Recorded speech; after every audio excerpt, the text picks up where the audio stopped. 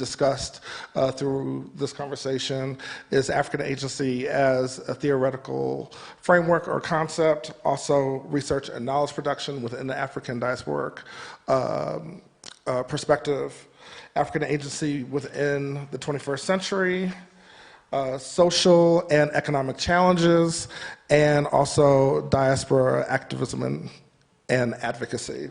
So we'll start with what is the definition that we could say from an African diasporic perspective of African agency? Of agency, or when we think of agency, there should be an immediate thought of power.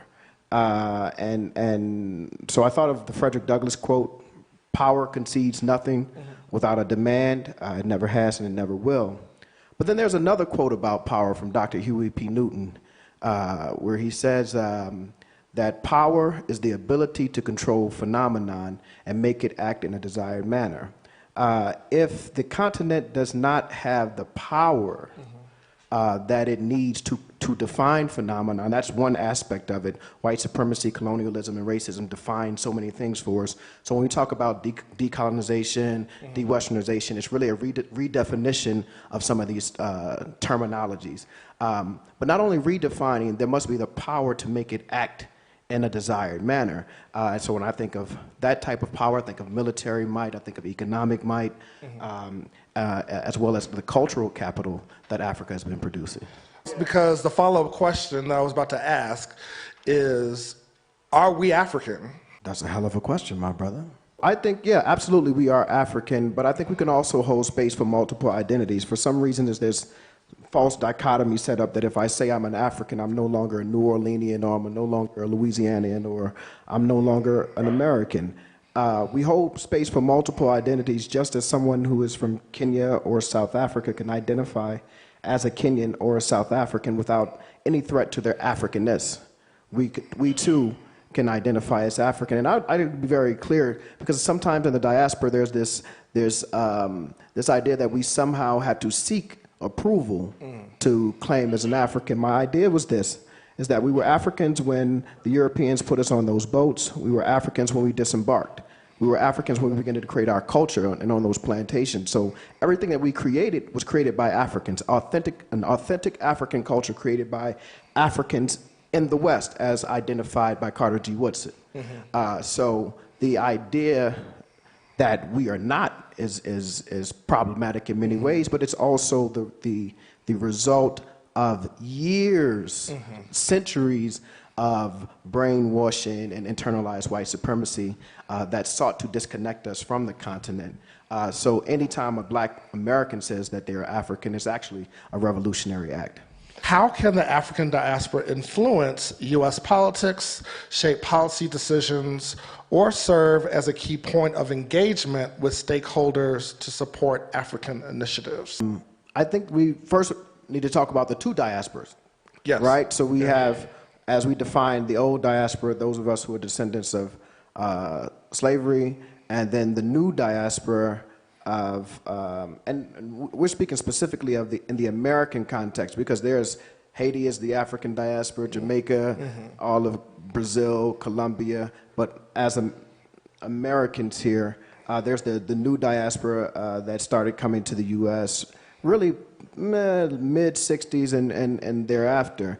And strategically, I think it's very important for that new diaspora to be fully integrated into the old diaspora. And here's the reason why. In the 80s, when the AIDS epidemic was ravaging Africa, it was the CBC, the Congressional Black Caucus, who was advocating on behalf of the continent. Now that kind of African consciousness has kind of gone away, because the 90s came and there were some tough times for African Americans. As you say, it's kind of difficult to focus on the continent when we're trying to focus on eating or surviving some of the viciousness that we face.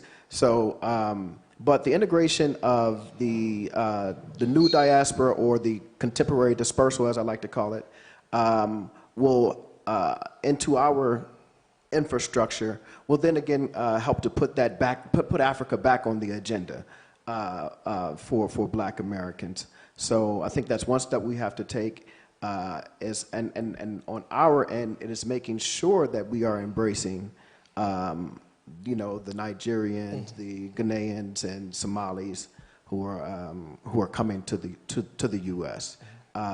And to try to navigate some very serious differences. I mean, we have been in the West for 400 years, and there are some things that there's just in the U.S. there's things that are just different, different perceptions and different ways we see the world.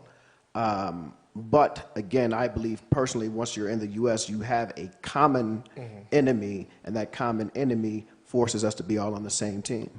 I want to bring up the issue of these diaspora wars that are taking place. And I'll frame it this way.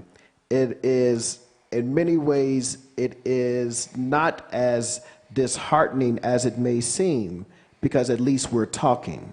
For centuries, we haven't spoken. And now the internet has given us the opportunity to, and when I mean we haven't spoken, here's what I'm saying. Gil Scott-Heron, anybody familiar with Gil Scott? Oh, I guess not. Okay. Right, okay, so Gil Scott-Heron was a poet and a singer, and he was a revolutionary, right? Will not be televised. And he was on Saturday Night Live. I'm sure you guys have heard of Saturday Night Live. Saturday Night Live is hosted by Richard Pryor, who at the time was the biggest comedian in the world. African-American Richard Pryor. All black eyes in America are about to be watching Richard Pryor on Saturday Night Live. The musical guest is Gil Scott-Heron. The song he sings is What's the Word? Johannesburg. This is during apartheid, right? He is a song that's literally saying we are reaching out to our brothers in Johannesburg. Please tell us what's going on, because the news won't tell us. We are here for you. We want to fight alongside of you. I moved to South Africa 2 years ago, and I asked people had they ever heard the song. They never even heard of it. Right? So we had not been communicating. So now the diaspora wars are at least us starting to have these conversations, tough conversations that need to take place, right? But at least we're talking. And furthermore, these diaspora wars are not taking place with Chinese or Pakistanis. It's only between these black people. So obviously there's a recognition that we are related, that we are family, and that we need to have this family feud or whatever have you, and then get over it and move on. Yeah, and I would add